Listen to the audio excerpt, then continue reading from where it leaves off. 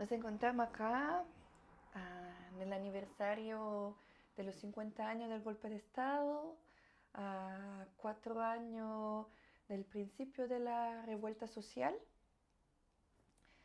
Me gustaría saber qué opinas en el medio de todos esos acontecimientos históricos y de las conexiones que podemos encontrar entre lo que pasó durante la dictadura y el estallido. Uf, es muy largo de explicar, pero voy a tratar de ser sintético. Ya. Yo creo que hay mucho desconocimiento, no solo fuera de Chile, sino que dentro de Chile, de lo que ha sido nuestro proceso político en los últimos años.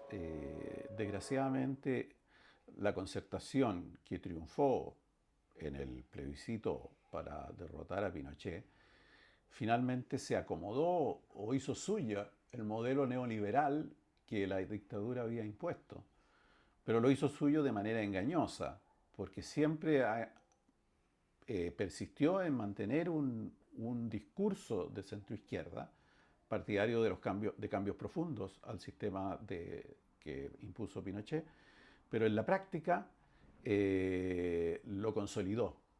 Es más, lo legitimó. Hizo una labor increíble porque la derecha había podido, por supuesto, imponer a sangre y fuego este modelo neoliberal extremo, pero lo único que no podía hacer la derecha era legitimarlo. Y ese papel lo asumió la dirigencia de la Concertación. Un papel increíble porque en el fondo no fue un mal menor, como algunos decían, sino que fue un complemento. Complementó la obra de la dictadura dándole legitimidad y dándole consolidación. Es decir, hizo el trabajo peor posible. Y eso desgraciadamente todavía no ha sido asimilado por la conciencia de la sociedad chilena en general, ni la centroizquierda, menos todavía fuera de Chile. Entonces estamos en una situación muy kafkiana en que por 6 veces ya el pueblo chileno ha elegido gobernantes de centro izquierda que han consolidado el modelo que dejó Pinochet. Incluso en muchos sentidos lo han perfeccionado, aunque sí es cierto que las injusticias de ese modelo han llevado a crisis cada vez mayores, como las que originó la revuelta de hace 4 años, pero desgraciadamente no ha habido una claridad en el pueblo chileno respecto de cuál es el origen del problema, en definitiva. Y por lo tanto, no se ha estructurado una opción político-social alternativa a este modelo consolidado por la concertación. Y la revuelta fue incapaz en ese sentido de generar una alternativa. Incluso más, sectores que podría haberse pensado que lo podían hacer, como el Frente Amplio que había surgido hacía poco y el Partido Comunista, en lugar de constituirse en un eje de profundos cambios que articulara la revuelta, se subordinaron al bloque, a lo que yo llamo el bloque consensual derecha-concertación, que consolidó el modelo de Pinochet. De una cierta forma, lo que hicieron fue de proteger los privilegios de, de, esa, de esa casta política y de mantener status quo. Claro, cuando la derecha y la exconcertación idearon de manera muy maquiavélica este proceso de elaborar una nueva constitución, pero con limitantes democráticas extraordinarias, como fue en un principio el quórum de los 2/3. El Frente Amplio y el Partido Comunista se subordinaron a ese esquema. Se subordinaron a ese esquema. Y entonces no fue posible, a pesar de que es cierto que las elecciones para convencionales en el primer proceso fueron muy malas para la derecha y para la exconcertación, no fueron capaces el Frente Amplio y el Partido Comunista, más otros grupos de izquierda que surgieron, de articular una cosa realmente sólida de alternativa. Y como además,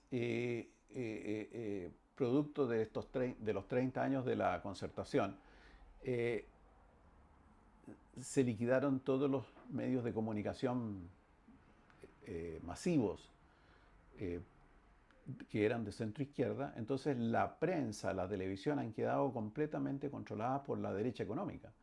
Y esa derecha económica además hizo una campaña de desinformación para lo poco que se había logrado como nueva constitución y fue rechazada.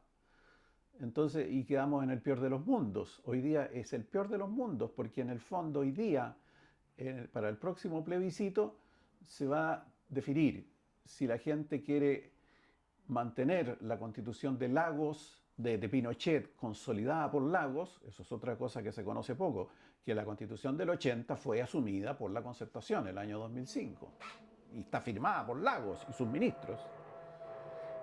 Entonces, esa alternativa o una constitución más derechista, que es la que está elaborando el Partido Republicano, en definitiva, por la obtención de la mayoría que obtuvo en la elección del Consejo Constitucional.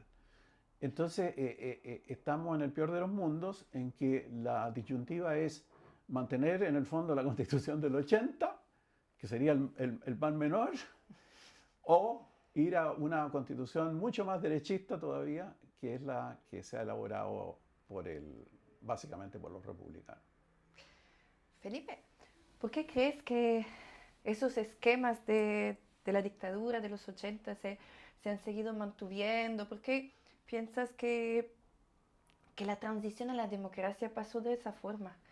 ¿Qué ideas te has hecho? Bueno, el que lo explica, y vale mucho más que mi opinión, por cierto, que es Edgardo Benninger, que es el considerado el padre ideológico de la llamada transición, el principal ministro de Patricio Aylwin.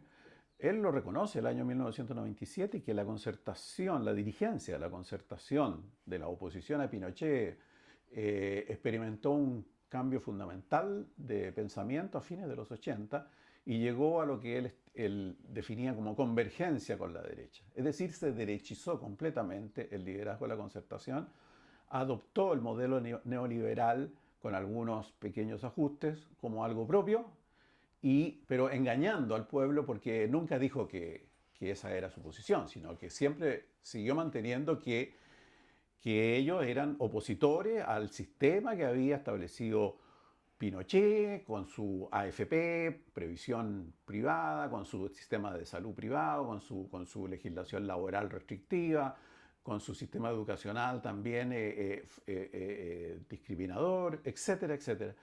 Y todo eso que la concertación como oposición a la dictadura había dicho que iba a sustituir, finalmente no solo no lo sustituyó, sino que lo legitimó y lo consolidó. De una cierta forma, lo único que quería que cambiara era que Pinochet no fuera mal poder, porque todo lo demás se quedó igual. Exactamente, exactamente. Y también la gente olvida que el diseño de la Constitución del 80 tenía dos periodos. Uno, el periodo de total dictadura de Pinochet, bueno, confirmada en 1980 hasta 1988, y después venía de todas maneras una formalidad democrática con elección de Congreso, etc. Y claro, el problema era quién encabezaba ese proceso, y claro, no fue menor, no fue algo, fue algo bastante importante que fuera derrotado Pinochet para encabezar ese proceso. Pero la derrota de Pinochet no significaba que se llegaba a la democracia. Ahí hay un gran engaño que se ha hecho. Uno de los grandes engaños es decir que porque Pinochet perdió ese plebiscito se llegó a la democracia. Eso es falso. Eso es falso. Se posibilitó mucho más el regreso a la democracia, pero no se logró. Y desgraciadamente el hecho de que la concertación hubiera sido, claro, electa presidente después de la derrota de Pinochet, no significó cambiar sustancialmente ni la Constitución ni el modelo económico. Entonces quedamos en una democracia nominal, de papel, quedamos quedamos aplicando la Constitución del 80 en su periodo permanente. Se aceptó la proyección que hizo la dictadura del futuro de Chile, en lo político, en lo económico y en lo social. Es una situación muy terrible y que muy poco conocida, no solo fuera de Chile, sino que dentro de Chile hay mucho autoengaño respecto de esto.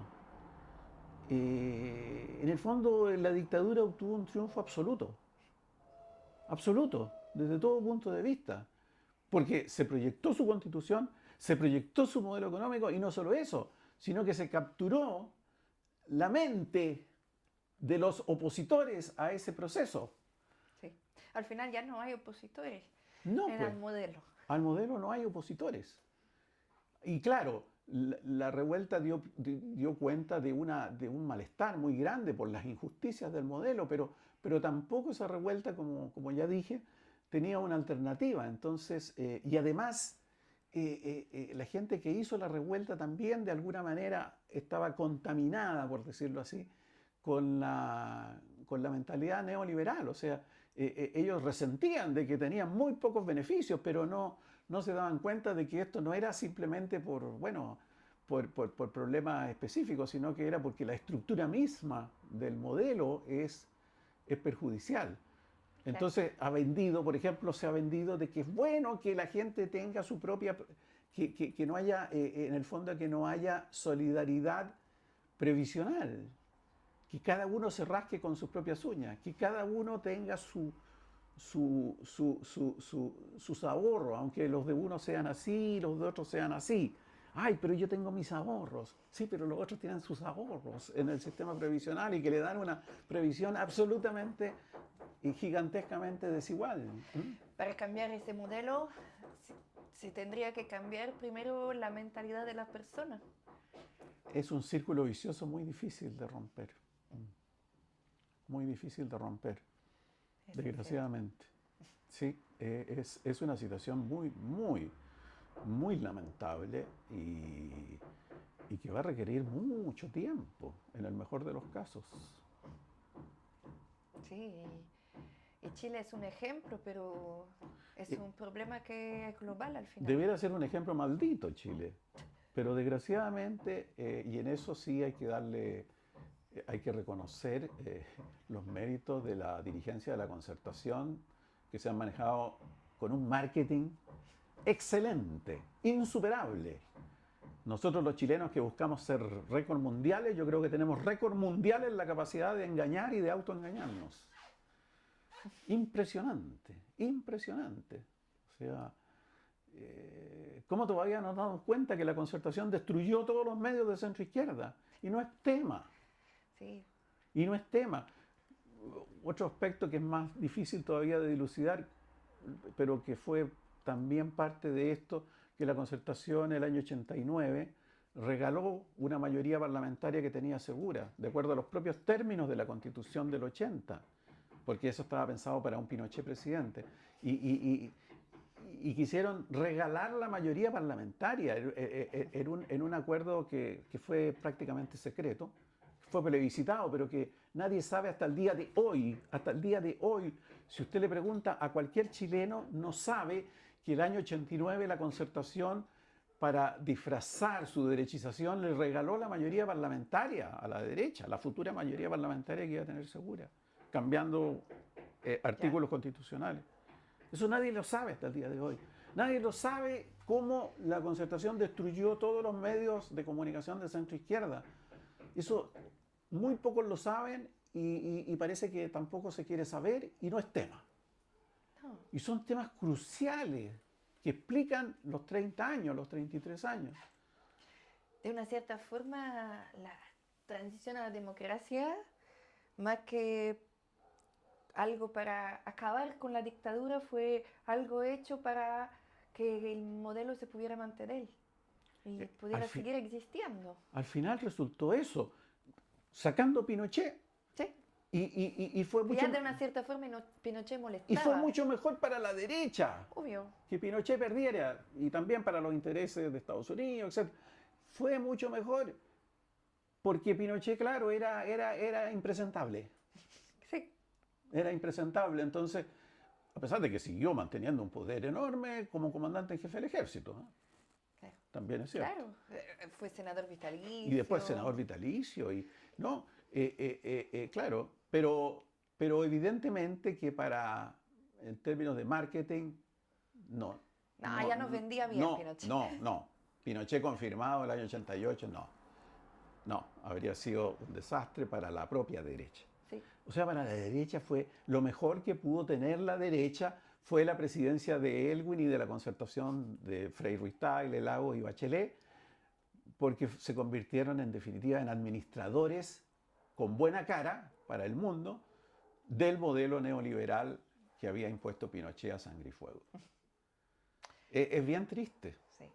es bien triste, pero esto que varios críticos y yo, claro, hemos planteado persistentemente, nunca nadie nos ha rebatido esto. Porque es así, o sea, si uno no está inventando nada, está mirando lo que está pasando. Lo que pasa es que la gente todavía está engañada. Y a esto yo creo que se aplica un viejo dicho muy notable del escritor norteamericano Mark Twain, que decía, es más fácil engañar a la gente que convencerla que ha sido engañada. Es Eso es un cierto. frase, pero no solo vale para la política, vale para todo. Es más fácil engañar a la gente que convencerla que ha sido engañada. Porque la gente no cree que va a ser considerada tonta si reconoce que ha sido engañada, cuando el engaño es una cosa tan, desgraciadamente, tan presente en la humanidad. O sea, todos siempre más o menos hemos sido engañados, pero hay una resistencia a reconocer que uno ha sido engañado. Claro. Sobre todo engañado por sus líderes también, engañado por su partido político, engañado por su iglesia, engañado por su país. Es duro, ¿no? Es muy duro. Es duro reconocerlo. Sí, sí, es duro. Es duro por el ego de cada uno. Mm. Así que mejor no reconocerlo. Por el ego y también por mantener sus pares. Porque si uno se aparta de ellos, entonces queda excluido, queda castigado. Sí. Entonces no solo se le rompe su esquema, que ya es mucho, sino que se le rompen sus relaciones. Es verdad. Un filósofo argentino lo decía, que el ser humano no busca prioritariamente la verdad, en general. Busca su bienestar material y espiritual. O sea, el tener claras las cosas. El que no le... El identificarse con su país, con su partido, con su iglesia, para él es... No. Entonces que le vengan a hablar mal de su país, de su iglesia, de su partido político. No. Eso no lo acepto. Punto. Incapacidad total de asimilar informaciones que puedan afectar sus adhesiones, sus convicciones, su mirada. No, si el ser humano tiene limitaciones muy profundas. Sí, hubiera que aceptarlo un día u otro. ¿Eh?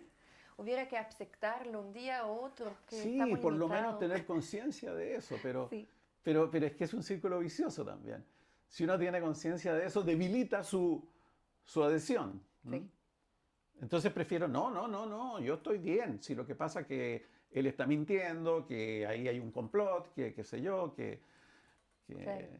claro, entonces así es difícil progresar Sí.